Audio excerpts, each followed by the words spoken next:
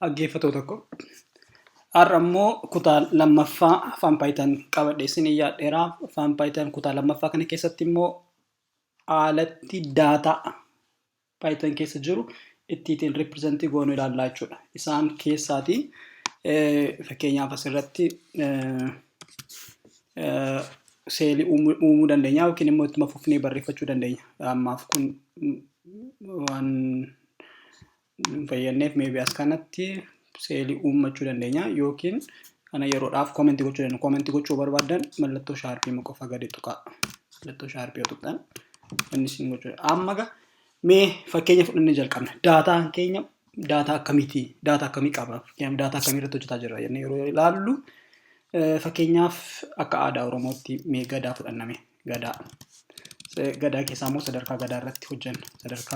Sadarkaan gadaa maal of keessaa qaba? Jennee yeroo keenyu inni jalqabaa daataa sana akka liistiitti fayyadamnee ilaallame. Daataa akka liistiitti ilaaluu dandeenya. So marsaa gadaa keessatti inni jalqabaa sadarkaan inni jalqabaa dabbalooma. Inni lammaffaa maadha? Gaammee. Kana marsaa gadaa jedhu kana asii wanirraa interneetii irraati ilaallachuu dandeenya. Dabbalooma, gaammooma, dargaggooma jedhu kan akka jirutti asirraati akkasitti koppii goonee asirratti piriintii godhachuu dandeenya jechuudha. Dabbalooma waggaa 0.8ti.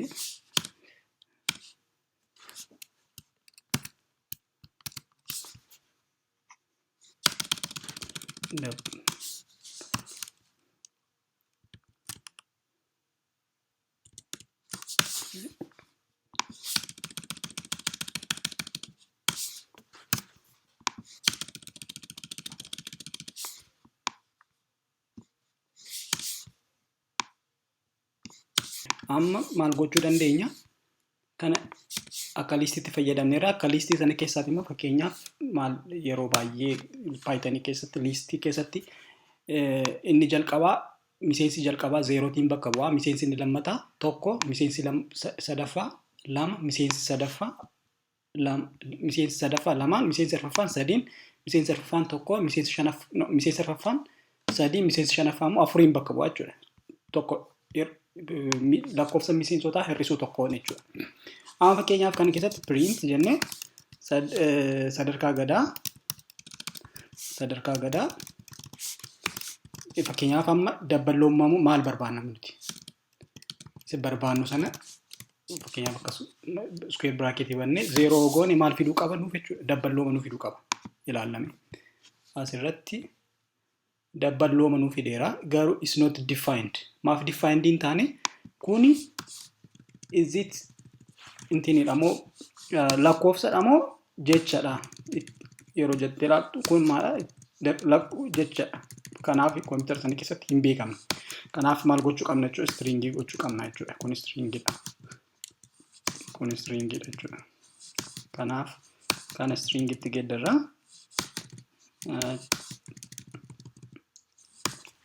amma yeroo amma deebinee waraanii goone jedhee dabballooma jechuudha. Tokkoffaan dabballooma. Achi booda amma kana tokko hoo goone immoo maal nu fiduu qaba? Gaammooma nu fiduu qaba jechuudha. 0, 1, 2, 3, 4 jechuudha. Akkas jedhee deema.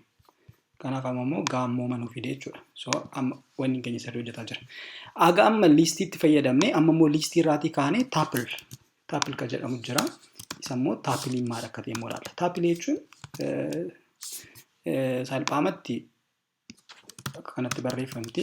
Taapil jechuun gosa daataa taatee kan mallattoo akka kana mallattoo cuftuu ittiin bakka buutudha. Akka kana goonee bakka buusnee amma deebisnee yoo piriinti goonee as kanatti amma asirratti piriint sadarkaa gadaa T tokkoffaa yeroo jennu maal nu baasa jechuudha? Dabballooma. Fakkeenyaaf as keessatti fakkeenyaaf amma asirratti sadaffaa ilaaluu dandeenya. Sadaffaa goone maal nu baasuu qaba? Kuusooma nu baasuu qaba jechuudha. Asirratti kuusooma nu baaseera. Kanaatiif daataan ammasitti representii goone maal jechuudha? Taapiliidha jechuudha. Itti dabalee kan dictionary faas gochuu dandeenya jechuudha. Dictionaries fakkeenyaaf dictionary'n immoo daataan dictionary type ta'e immoo maal jechuudha sadarkaa gadaama kana akka diigramaatti define gochuu dandeenya jechuudha. Fakkeenyaaf umurii fi wanni wal faana define gochuu dandeenya. Fakkeenyaaf Facebook internetii kanarraati fakkeenyaaf as ufnee jechuudha kana fudhannaa copy goone tokkoon isaa maal akka ta'e maal akka ta'e bakka buufachuu barbaanne amma fakkeenyaaf kana kas goone kanas amma kas goone asitti jechuudha sadarkaa gadaa akka dictionarytti jechuudha isa ibsine akkas goone mallattoo curly cuftuu ishee wanni kanaatiin jechuudha ibsuu dandeenya. Kana as ufneetu asitti immoo kana isa cuftuu isa uumaa gashina jechuudha.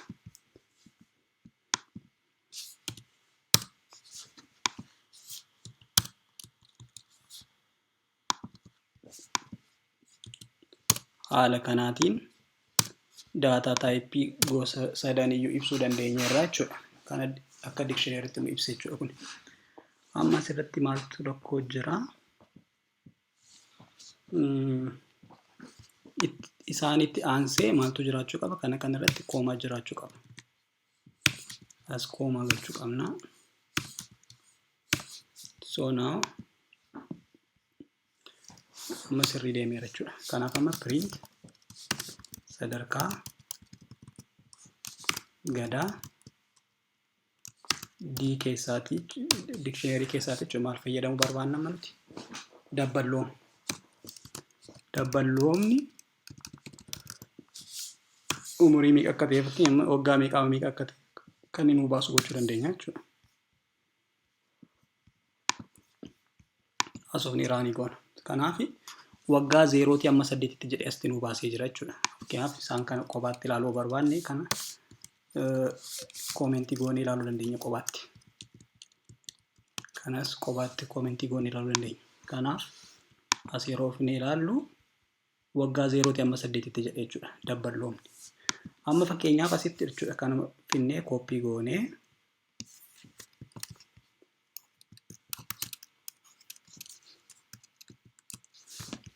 asii barreessuu dandeenya sadarkaa gadaa dictionary keessaati maal barbaanna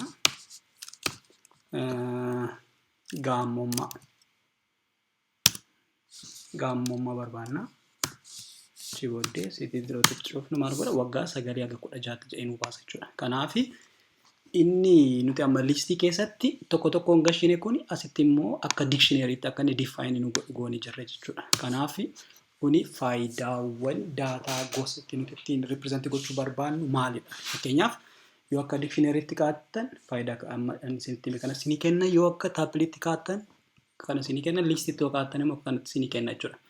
Kuni baay'ee murteessaadha Python keessatti jechuudha.